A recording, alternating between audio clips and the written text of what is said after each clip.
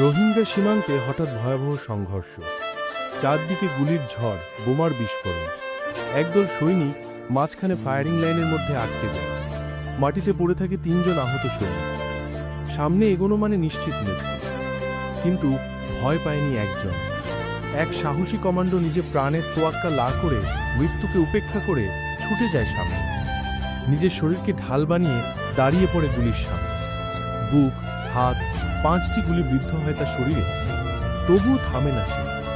এক হাতে অস্ত্র, অন্য হাতে আহত 3 জনকে কাঁধে তুলে টেনে নিয়ে যায় নিরাপদ আশ্রয়ে। নিজেও তখন রক্তাক্ত, কিন্তু হাত থেকে অস্ত্র ফেলে।